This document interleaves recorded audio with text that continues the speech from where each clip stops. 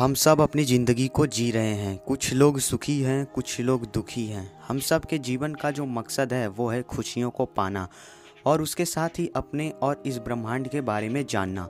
एक नॉर्मल इंसान अपनी लाइफ को अपने जॉब, बिजनेस, घर के इर्द गिर्द ही बिता देता है। इस दुनिया से जो खुशियाँ और मज़े मिलते हैं उनके लिए वही सब कुछ होता है। मगर कुछ ऐसे लोग होते हैं जिन्हें ये सब कुछ ज़्यादा अट्रैक्ट नहीं करता। उनमें स्पिरिचुअल अट्रैक्शन बहुत ज़्यादा होता है। नेचर से प्यार, जीव जंतु, एनिमल्स से प्यार, गॉड से प्यार, ये सब उन्हें बहुत अच्छा लगता है। सबसे बड़ी बात, उनके मन में एक चाह होती है अपने और इस ब्रह्मांड के बारे में जानने की। इसलिए वो ऐसा कदम उठा लेते हैं, साधु या सन्यासी बनने की। अब कुछ लोग मजबूरी में बनते हैं, कुछ लोग जानबूझकर भी। मजबूरी और जानबूझकर जाने वाले ऐसे लोग होते हैं जो ज़िंदगी से हारे हुए होते हैं, जिन्होंने काफ़ी परेशानियां झेली हैं अपनी ज़िंदगी में। बस अब बोर होकर बाकी की ज़िंदगी को काटने के लिए वो इस रास्ते को चुनते हैं।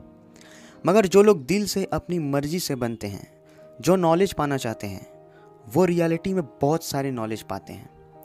गौतम बुद्ध का अगर एग्जाम्पल लिया जाए तो उनके पास क्या नहीं था?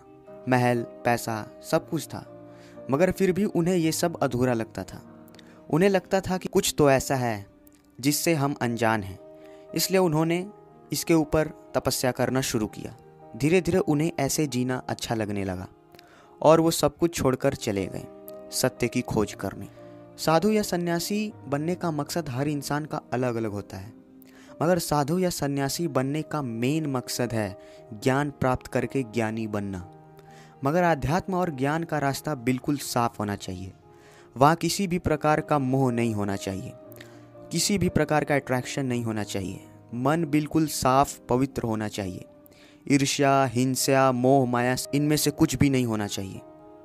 इसलिए हर महात्मा अपने दाढ़ी को बढ़ा लेते हैं, एक अलग रंग का कपड़ा पहनने लगते हैं, वेशभूषा बिल्कुल ही बदल देते हैं, ताकि ना तो इस दुनिया का कोई मोह उनके पास आए और ना ही वो चाह कर भी किसी मोह के पास जाएं, जिससे अध्यात्म के रास्ते में कोई रुकावट ना आए और वो बिल्कुल साफ और सच्चे मन से ज्ञान की खोज में, सत्य की खोज में निकल पड़े।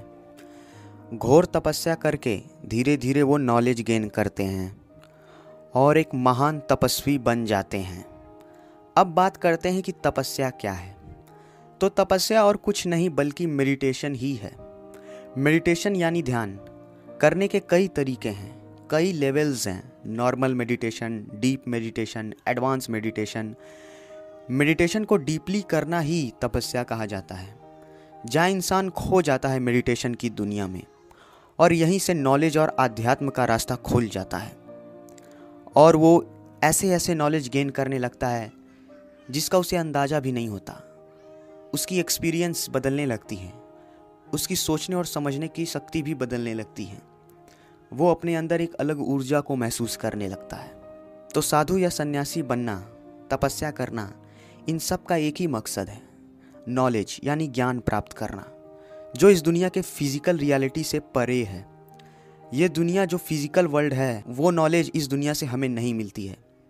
इसीलिए स्पिरिचुअल रास्ते पे कई लोग चल पड़ते हैं, ताकि जो इनविजिबल रियलिटी है, जो रियलिटी साइंस से परे है, जिस रियलिटी को हम सब मानते नहीं हैं, मगर कभी कभी हमें ऐसा एहसास होता है कि वो शायद है, जिन बातों से हम कंफर्म नहीं हैं और जिनकी खोज करने के लिए हम निकल पड़ते हैं स्पिरिचुअल रास्ते में। और यही एक साधु और सन्यासी के जीवन का मकसद होता है। बात साधु या सन्यासी की नहीं है, बात हर इंसान की है।